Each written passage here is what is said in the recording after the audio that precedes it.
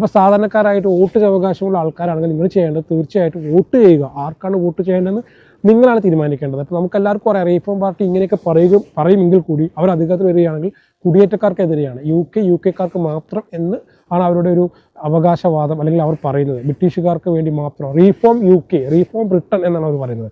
UK reform ചെയ്യുക, അതിന് കുടിയേറ്റക്കാരെ ആവശ്യമില്ല, നമ്മളെപ്പോലെയുള്ള ആൾക്കാരെ ആവശ്യമില്ല എന്നാണ് അവർ പറയുന്നത്. അപ്പോൾ അവർ അധികാരത്തിൽ വരികയാണെങ്കിൽ തീർച്ചയായിട്ടും അത് നമുക്കൊരു പ്രശ്നം തന്നെയാണ്.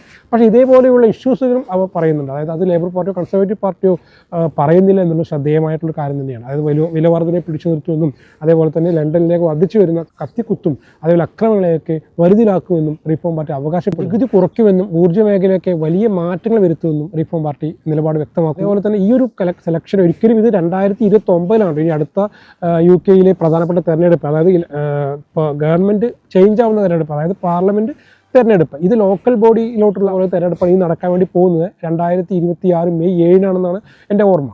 അപ്പോൾ ഈ ഒരു തെരഞ്ഞെടുപ്പിലും ശരിക്കും ഈ പറഞ്ഞ പോലെ തന്നെ നമ്മൾ വീടിൻ്റെയൊക്കെ റെൻറ്റ് കൂടുന്നതും കൗൺസിൽ ടാക്സ് വർദ്ധിക്കുന്നതുമായി ബന്ധപ്പെട്ട എല്ലാ കാര്യങ്ങളും ഈ ഒരു തെരഞ്ഞെടുപ്പുമായി ബന്ധപ്പെട്ട് വരുന്ന കാര്യങ്ങൾ തന്നെയാണ്. അതുകൊണ്ട് നമ്മൾ ശ്രദ്ധിക്കേണ്ട കാര്യങ്ങളാണ്, നമ്മൾ ജീവിത ചെലവിനെ ബാധിക്കുന്ന കാര്യങ്ങളാണ്. റെൻറ്റ് കൂടുക അല്ലെങ്കിൽ നമുക്ക് റെൻറ്റ് കുറയുക തുടങ്ങിയ കാര്യങ്ങളൊക്കെ ഈ ഒരു ഇലക്ഷനുമായി ബന്ധപ്പെട്ട് പുതിയ ആരാണ് അധികാരത്തിൽ വരുന്നത് അവരുടെ തീരുമാനങ്ങൾ എന്താണെന്ന് അറിഞ്ഞ് അതിനനുസരിച്ച് വോട്ട് ചെയ്യുന്നത് നല്ലതായിരിക്കും.